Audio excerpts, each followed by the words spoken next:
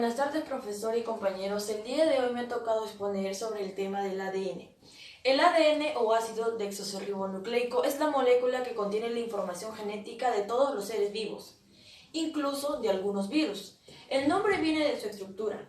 El ADN tiene una parte central con un azúcar y el nucleico es el ácido formado por el fosfato y la base nitrogenada. Estas bases pueden ser de 4 tipos: adenina, citosina, timina y guanina, nombradas normalmente como A, C, T, G, y el orden en que se combinen una después de la otra. Es lo que codifica la información genética.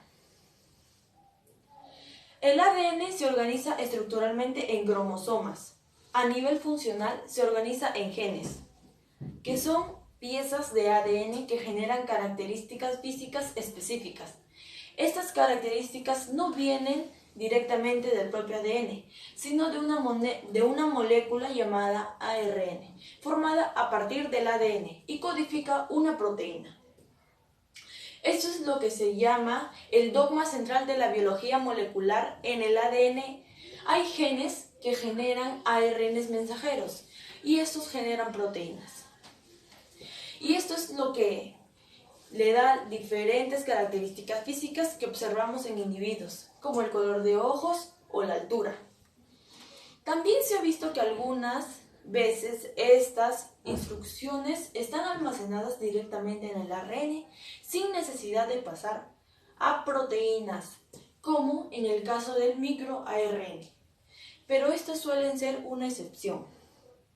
Ahora les voy a hablar de los componentes del ADN.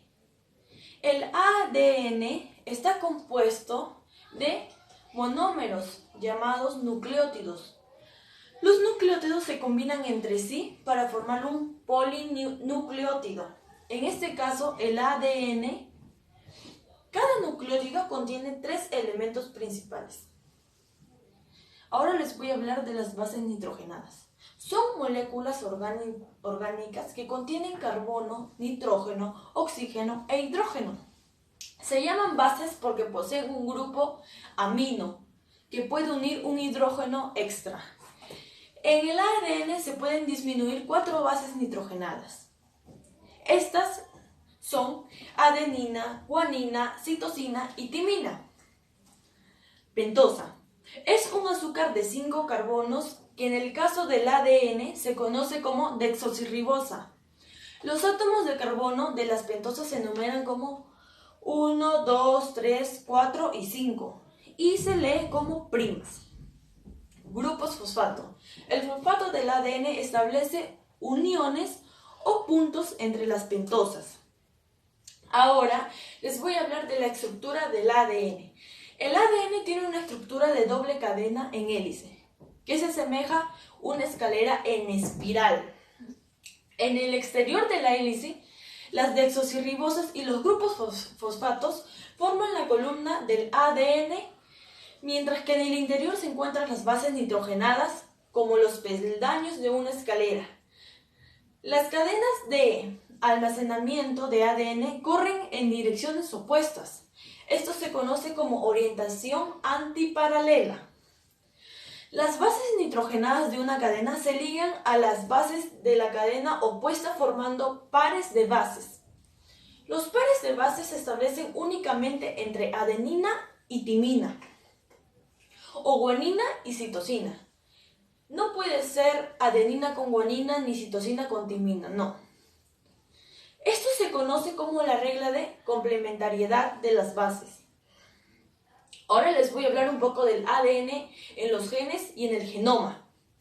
El ADN proporciona el código para todas las actividades de la célula.